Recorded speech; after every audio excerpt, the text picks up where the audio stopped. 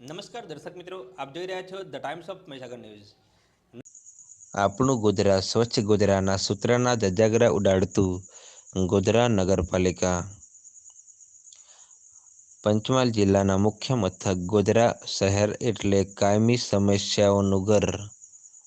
પંચમહાલ જિલ્લાના ગોધરા શહેરનો પશ્ચિમ વિસ્તાર નગરપાલિકા ગોધરા દ્વારા સુવિધાઓથી વંચિત રાખવામાં આવેલ છે. ઠેર ઠેર કચરાના ઢગલાઓ છલકાતા ઉકરડાઓ, રોડ અને રસ્તાઓ ઉપર લાઇટની સુવિધાઓનો અભાવ હોવાથી કાયમ માટે અંધારપટ જેવી કાયમી અસુવિધાઓની સ્થિતિ જોવા મળે છે. ગોધરા અશરફી મસ્જિદની પાછળ ગોધરા નગરપાલિકા દ્વારા કચરાનું ટ્રેક્ટર ન આવતા લોકો ગંદકીથી હેરાન પરેશાન થઈ ગયા છે.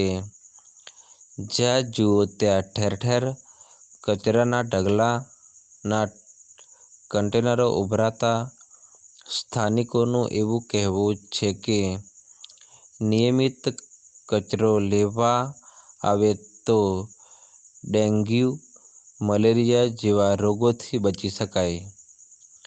આ જ રીતે ગોધરા નગરપાલિકા નિંદ્રામાં રહેશે તો ગોધરામાં દવાખાના ઉભરાતા જોવા મળશે તેવી પ્રજાજનોને ડર સતાવી રહ્યો છે.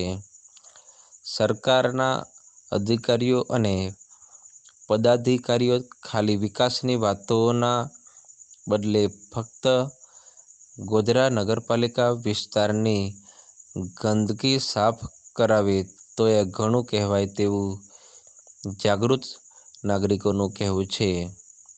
અહેવાલ સલમાન મોરાવાલા.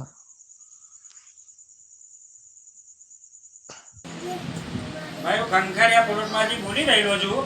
અમારે ત્યાં ગંદકીના ઢગલા એટલા થઈ રહ્યા છે. ટ્રેક્ટર વાસીના દિવસે આવ્યું હતું, ત્યાર પછીનું એક બી વખત આવ્યું નથી. 2-3 વખત કમ્પ્લેન કરી ટ્રેક્ટરવાળાને કે અમારા વિસ્તારમાં અમે આવીશું, તમારા વિસ્તારમાં પણ હજી સુધી દેખાતા નથી. અને અહીંયા ગંદકી વધી ગયેલી છે. અને વોર્ડ નંબર 8માંથી બોલી રહ્યો છું. અને આ ગંદકી જ્યાં સુધી ના થાય તો રોગચાળો ફાટવાની શક્યતા છે. ભાઈ વધારો સ્ટેટ લાઇટોનો વેરો ઉઘરાવે છે, પણ અત્યાર સુધી કોઈ સ્ટેટ લાઇટ પણ લગાડવામાં આવ્યું નથી.